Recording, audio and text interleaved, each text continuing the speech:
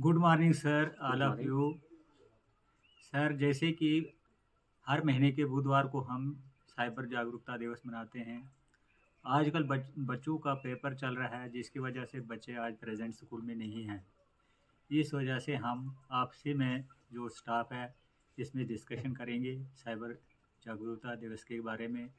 इसमें जो डिस्कस करेंगे, जगदीश सर जो शुरुआत करेंगे साइबर जागरूकता दिवस के बारे में।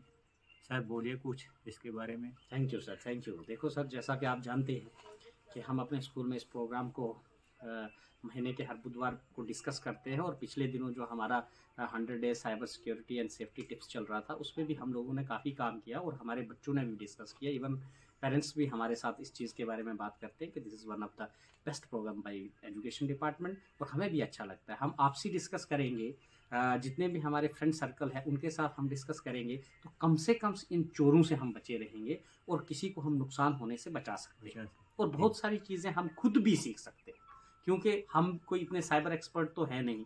जब तक ना हम उस खुद पढ़ेंगे, उसके रिसर्च करेंगे, इसमें नए नए लफ्ज़ आते हैं। जैसे आज का जो टॉपिक है हमारा, वो साइबर एस्पिनेज के बारे में है और प्लस रैनसमवेयर जो मालवेयर है उसके बारे में है। तो हम देखते हैं कि ये, जैसे हम साइबर एस्पिनेज के बारे में पढ़ेंगे, तो आम भाषा में हम लोगों ने ये लफ्ज़ नहीं पढ़े हैं। जैसे हम लोगों ने अपनी जो पढ़ाई की थी उसमें ये चीज़ें बिल्कुल हमारे लिए डिफरेंट हैं। तो जब हम इसको पढ़ेंगे, इसके बारे में सर्च करेंगे, दूसरे लोगों को सुनाएंगे, अपने बच्चों को पढ़ाएंगे, तो नेचुरली हमारा जो नॉलेज है वो भी बढ़ेगा।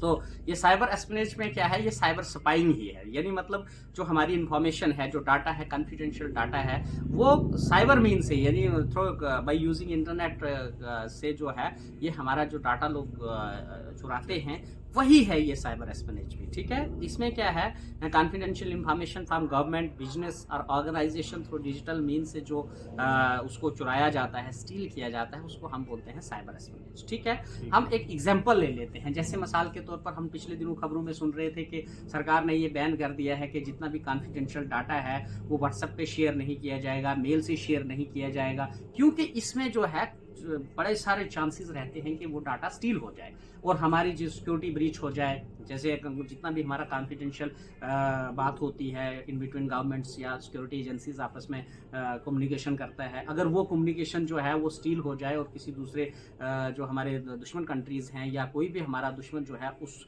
इंफॉर्मेशन को अपने पास ले लेता है, तो हमें कितना बड़ा नुकसान हो सकता है। ठीक है, और ये जो है, ये सिर्फ साइबर जो क्रिमिनल्स हैं वो कर सकते हैं, जितने भी ये चोर हैं, ये जो साइबर क्राइम करते हैं, तो इस तरह की चीज़ें जो हैं ये हो सकती हैं। और आम आदमी को इसके लिए जो है सिक्योर रहना चाहिए। आम आदमी की सिक्योरिटी को ब्रीच करने से तो से भी नुकसान हो सकता है, लेकिन सबसे ज़्यादा नुकसान जो है वो फाइनेंशियल नुकसान जो है आम लोगों को इसके बारे में होता है। दूसरा है हमारा रैनसमवेयर। ठीक है, रैनसमवेयर एक मालवेयर है।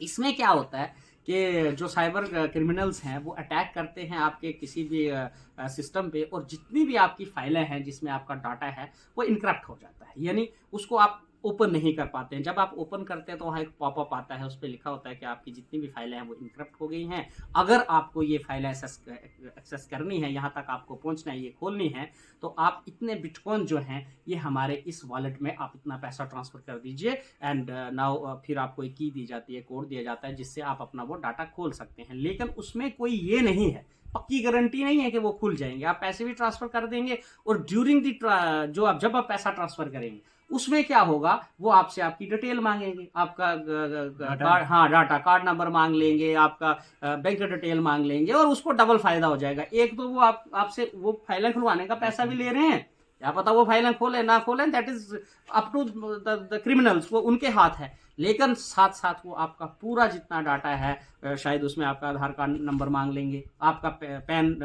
नंबर मांग लेंगे, आपका पूरी इन्फॉर्मेशन लेके, और वो आप सोचेंगे यार मैं इसको ये दूंगा तो शायद मेरा इतना मैंने मेहनत की थी, इतना मैंने डाटा अपलोड किया था, इतने मैंने उसमें चीज़ें सेव की थी, तो वो मुझे वापस आ जाएंगी। लेकिन वो वापस आने के बजाय तो कुछ थोड़ा बहुत दे देंगे आपको फाइलें, ज़्यादातर वो आपका नुकसान कर लेंगे। और इस चीज़ से हमने बचे रहना है। इसके लिए हम एक ही कर सकते हैं कि चलो डाटा चला गया तो लेट हम दोबारा मेहनत करें, वो डाटा बना लें।